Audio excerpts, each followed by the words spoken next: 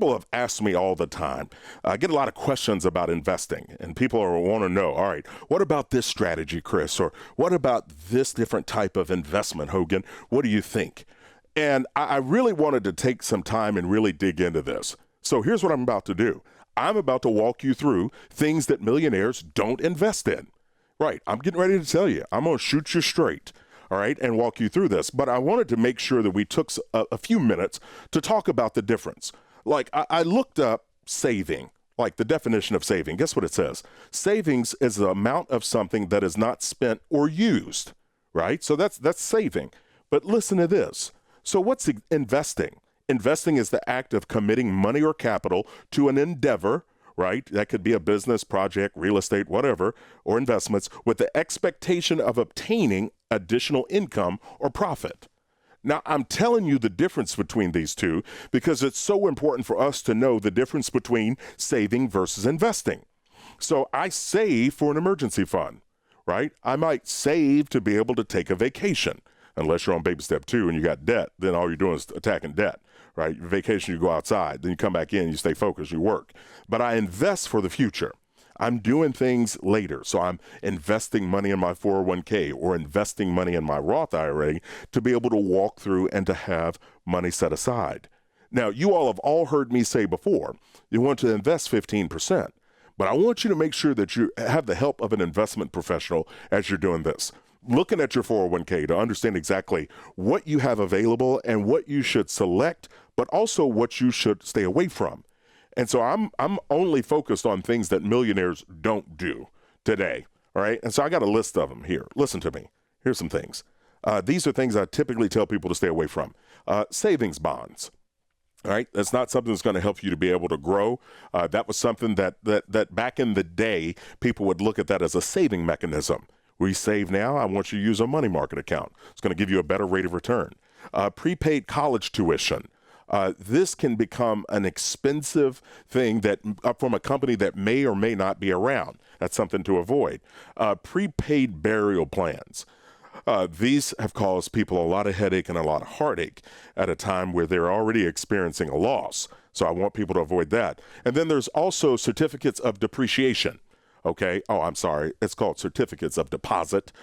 This is something people use. They will set money aside and plug it in there. Here's the deal. It locks your money down and it's not giving you any growth. So that's why I call them certificates of depreciation, because your money is actually depreciating, right? It's not working for you or doing what it could do. And then this one, oh, Lord, listen. Okay, you're going to have to edit that out. I just got riled up right here. This next one I'm about to tell you about, this is one that I hear at least twice a month.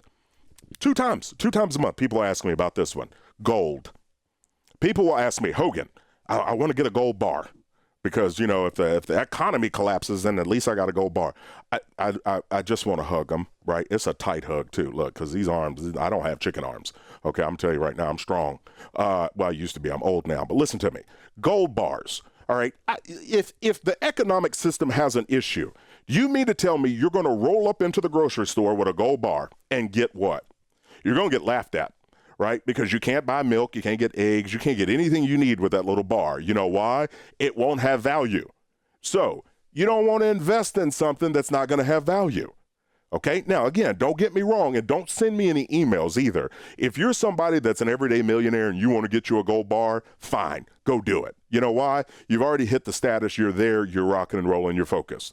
But I'm saying for people that are trying to build and to get started, this gold is not going to be something that's going to give you anything to really stand on later, except for some stomach aches, right, as the price fluctuates. All right. If I got riled up over that one, you know I've got another one.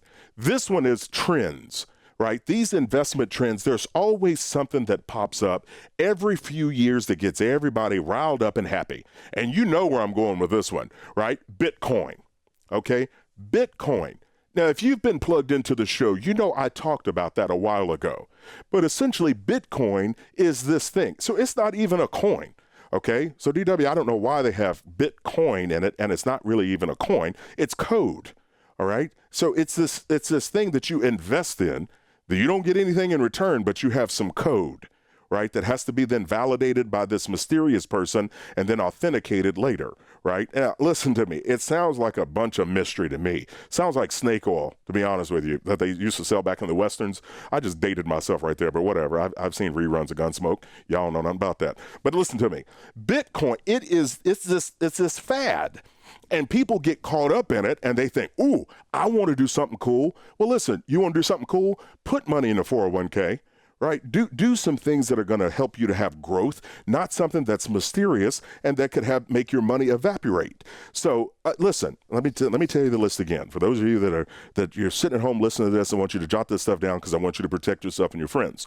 Stay away from savings bonds, prepaid college tuition, prepaid burial plans, certificates of deposit, gold, and Bitcoin. Millionaires don't invest in those things. They really don't. And see, those things, they're not a good idea. They're not a thing that's going to help you to build wealth. It sounds cool and there's a shroud of mystery around it, but I'm going to tell you something. Millionaires don't do these things. Earlier, I was talking to you about things that millionaires don't invest in.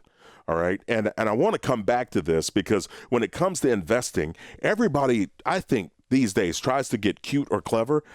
They think that they've found this secret to investing. And really, the reality is that obviously sometimes they end up chasing something down that's almost like a one-hit wonder, right? I mean, seriously, like when I say the phrase one-hit wonder, you know exactly what I'm talking about, right? It's like those music artists. They had that one song, and for a minute, they were the man or the woman. They were running things in the music industry, right? Like one-hit wonders. Like, for example, all right, listen, y'all remember the song Ice Ice Baby? Yep. Okay. Yep. That was one. I don't know if he had anything else. DW, did he have anything else? He says too. DW doesn't know. All right, listen here. All right, what about this song? Don't Worry, Be Happy. Okay. I don't know if they had anything else. Okay. And then get this one. What about this one?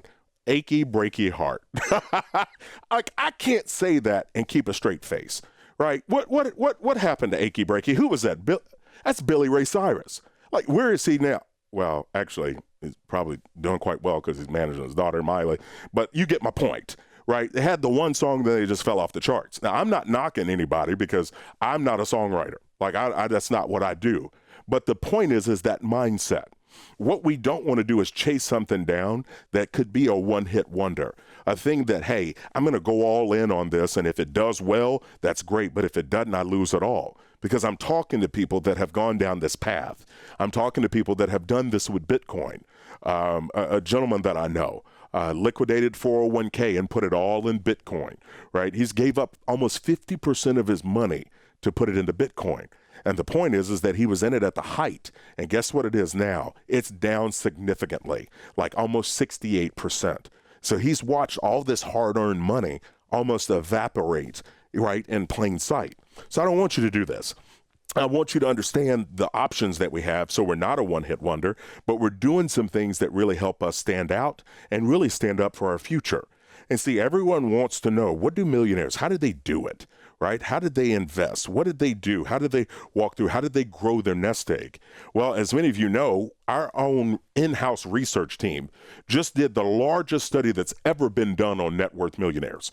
And I'm telling you, largest. We studied over 10,000 millionaires. 10,000 of them, and really dug in to get to know their stories and understand things that they don't do. Like, we wanted to know what they did and what they thought, and we've got a lot of their stories captured. But I want to tell you some things that they walk through that they don't do.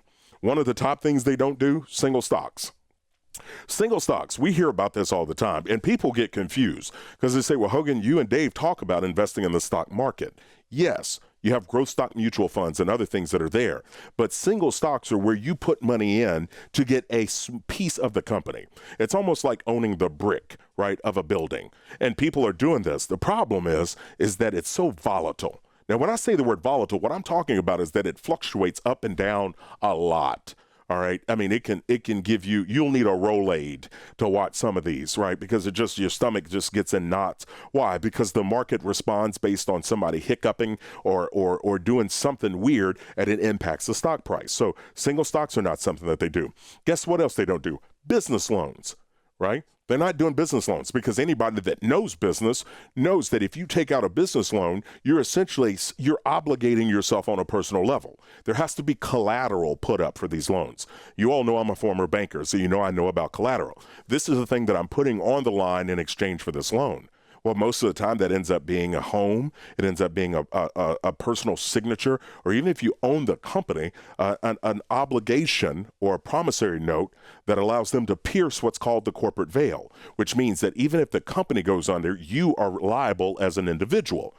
So they don't do business loans. Guess what else they don't do? Leverage investing schemes. Now, this one I get frustrated on because this is like a HELOC.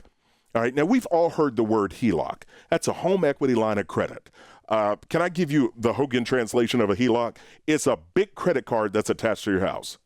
There it is right there. A big old credit card because it's a revolving credit that allows you to pay on it what you borrow and it just stays there. By the way, those are technically a second mortgage, and a lot of people aren't aware of that. But millionaires aren't doing any of those. They don't do single stocks. They're not doing business loans. They're not doing leveraged investing or gimmicks like HELOCs. Here's some other things that they avoid. Also, I'm letting you in on some of the study stuff. They told me not to tell you this stuff, but I'm going to tell you because I can. Sophisticated or complicated retirement planning or strategy. Okay, they're not doing that. They're not trying to do something where they look hip or cool. By the way, you know the most popular things millionaires use to build their wealth? Don't tell nobody. 401ks. There it is. That's the thing that they use to be able to get to everyday millionaire status.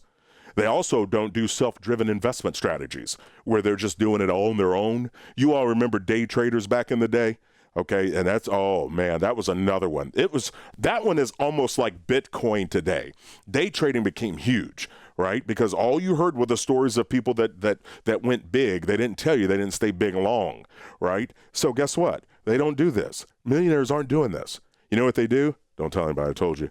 They're working with an investment professional. They're sitting down looking at their 401ks with an investment professional to get the right kind of guidance so they can make directions and decisions based on their destination. That's what they're doing. And so, listen, I'm telling you the things to avoid because I don't want people making mistakes, right? I made mistakes back in the day when it came to investing because I was trying to be hip, okay? I'm going to tell you, all right? I bought a stock, all right? Bought the stock. It grew. It was doing well. So guess what else I did? I added money to it, and it grew some more. But guess what happened? Guess what happened? Take a wild guess. It stopped growing. It started going in reverse. And I refused to let go because I wanted to hope that it would come back. And it went further in reverse, all the way down to nothing. And so what I had was something that I put into something that was very, very volatile. So when I talk about this VIPs, I'm talking on a personal level because I ran the numbers on my stupid back in the day. And if I hadn't done that and I had invested it the right way, I'm probably looking at close to $350,000 right now. I need a minute. Hold on. That just hurts my heart. Oh, by the way, do you see that? Look, for those of you that are watching, look what DW got me. Okay. That's pretty cool right there. But listen, all right, so I want you to learn from my mistakes. I don't want you to make the same error that I did. I want you to remember the story of the tortoise and the hare, right? And I read that story to my boys all the time, but it's slow and steady wins the race. Like, don't try to be glamorous. Don't try to be super hip or cool. Stay focused. So here's the deal. I've told you a lot of things to avoid. But if you want to read, get more information about what you should be investing in, listen to this. If you want to build a solid investment strategy, here's what I want you to do. I've got some articles on my website. Go to chrishogan360.com/articles. And I've got one on there called Investing 101. Let me tell you this again. Go to chrishogan360.com/articles. Check out the article I have on there, the blog post about Investing 101. Now, it's going to be at the top of the feed, so you won't have to dig far because this is information people need to know.